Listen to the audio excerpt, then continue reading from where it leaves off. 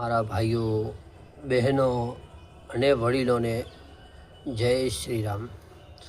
આજે હું વાત તમને કરીશ લગ્નની, કે પહેલાં જૂના જમાનામાં લગ્ન કેવા થતા। અત્યારે નવી પેઢીને કદાચ ખબર નહીં હોય કે જૂના જમાનામાં લગ્ન કેવા થતા, લગ્નમાં કેવો પ્રેમ હતો જૂના જમાનામાં અને કેટલી લાગણી હતી।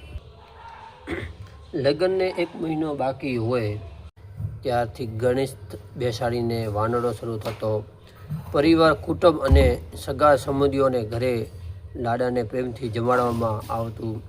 કોઈનું ઘર બાકી રાખવામાં આવતું નહીં। લાડાના ઘરે જમણવાર પણ એકદમ સાદો અને સિમ્પલ હોય। ઘરના મોટા આંગણામાં પરાસી પાથરીને બધા પંગતમાં નીચે લાઇનસર બેસતા।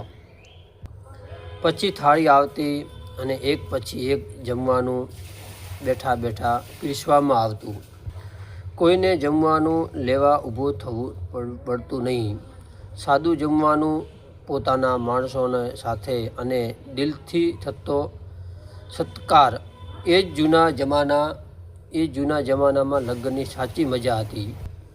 ખરેખર દોસ્તો, જૂના જમાનામાં સાધન ઓછા હતા, પણ સમજો પ્રેમ ખૂબ જ મજબૂત હતા। અને દોસ્તો, એ જમાનામાં લગ્ન એટલે માત્ર 2 વ્યક્તિનું નહીં, પરંતુ આખા પરિવાર અને ગામનું કામ ગણાતું।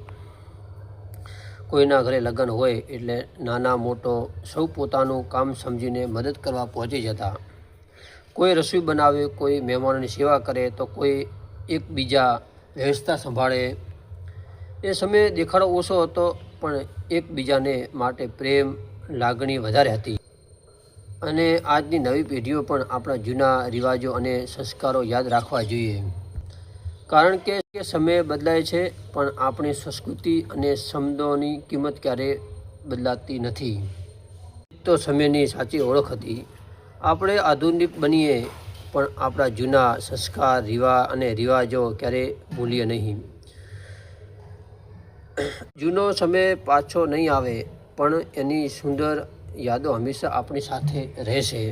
તો વડીલોને જ્યારે આ જૂના જમાનાની લગ્નોની વાતો પૂછીએ, ત્યારે તેમની આંખોમાં આજે પણ એ દિવસોની યાદો જોવા મળે છે।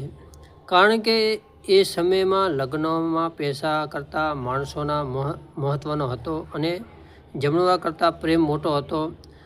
આપણી આવનારી પેઢીને પણ આ વાતો જણાવીએ, જ્યાંથી આપણા જૂના રિવાજો અને સંસ્કૃતિ ક્યારેય ભૂલાઈ ન જાય। દોસ્તો, સમય બદલાયો, લગ્ન કરવાની રીત બદલાઈ અને જમણવાર પણ બદલાઈ ગયો, પણ એ જૂના જમાનાની પંક્ત, સગા સંબંધીઓનો પ્રેમ અને પોતાના માણસો સાથે મળીને કરેલી એ મોજ, આ બધું આજે પણ યાદ આવે તો મન ખુશ થઈ જાય છે। જૂના રિવાજ કદાચ સાદા હતા, પરંતુ એમાં આપણી સંસ્કૃતિ, એકતા અને લાગણીઓ છુપાયેલી હતી। આવી જૂની યાદોને નવી પેઢી સુધી પહોંચાડવી એ પણ આપણી જવાબદારી છે। વિડીયો સારો લાગ્યો હોય તો લાઈક અને ફોલો કરવાનું ભૂલતા નહીં। આવતે વિડીયો ફરી મળીશું। સૌને જય શ્રી રામ, હર હર મહાદેવ।